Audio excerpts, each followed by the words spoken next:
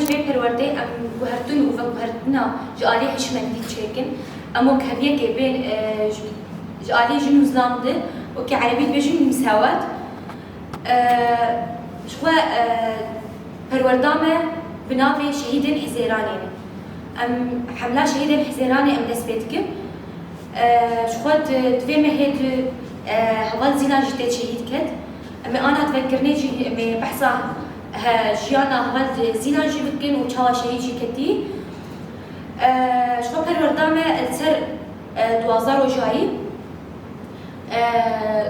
شو بزماني كردية ما جوجي ساعد نهدس بيتك كريكي حشو نفهم حميل فرد كوم ببن نه ام دس درزي خبكن ساعد دوجي خلص طبعا بري حال تشتيق ام فكرنا پرورده بكن دس سيستم ام فيري سيستم اكاديمي بكن بكن نيفي هوالا جي فيدك من بري انا پرورده فيدك تتنن طبعا بداية بشخص شهداء شهر حزيران نرحب بجميع الرفاق والرفيقات الذين انضموا إلى الدورة التدريبية المفتوحة. طبعا نحن كمنسقية مؤتمر ستار مقاطعة الحسكة نجدد ترحيبنا بالرفاق والرفيقات. طبعا هذه الدورة بشخص الشهيدة زيلان. الشهيدة زيلان رمز التضحية، رمز المقاومة والنضال، رمز لكل امرأة ناضلت من أجل الحرية، ناضلت من أجل الكرامة، ناضلت من أجل شعوب المنطقة والأمة الديمقراطية وأخوة الشعوب. وخاصة بهذه الفترة التي نمر بها، فترة حساسة، الفترة التي تقوم بها الدولة التركية بتجديد العزلة المفروضة على القائد، بتجديدها من خلال فرض العقوبات الانضباطية.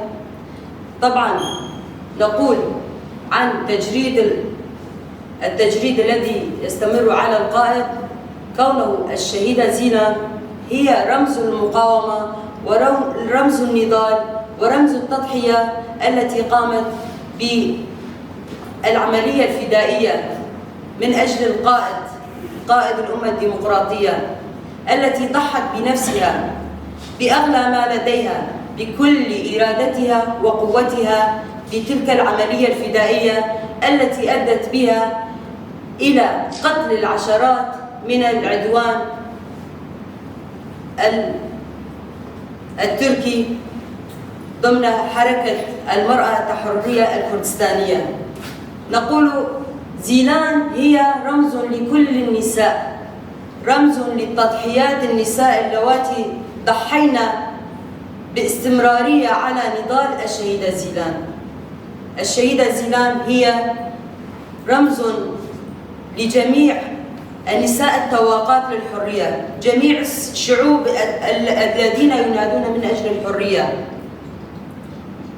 طبعا نقول الشهيدة زيلان لكي نستمر على نهج فكر وفلسفة القائد وعلى خط مقاومة الشهيدة زيلان علينا أن نكون قادرين على أن نخطو خطوات جديدة، خطوات مديدة، خطوات نحو النصر ونحو الاستقرار والأمن والأمان من أجل جميع الشعوب في المنطقة.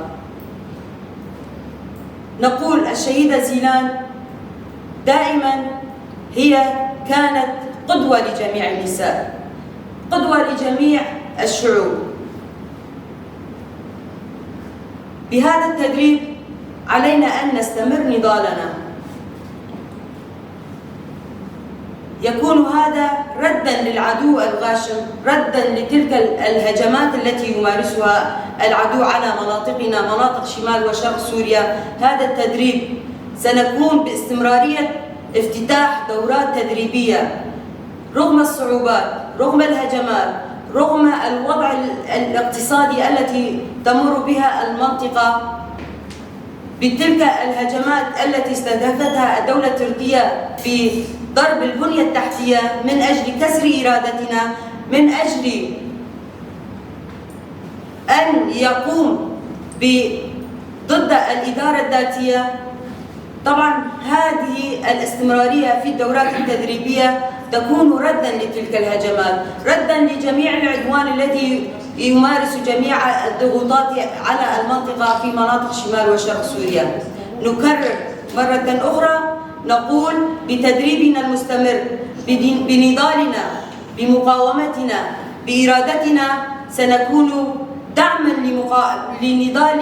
لنضال عبر آلاف السنين، لنضالنا التحرري، لاستمرارية نهج وفكر فلسفة القائد، والسير على خطى الشهداء الذين ضحوا بأغلى ما لديهم من أجل أن نعيش بعيش مشترك بكرامة، ونكون أصحاب إرادة وقوة، نعيش على هذه الأرض كإنسان، كشخص إنسان يمارس جميع حقوقه في المنطقة.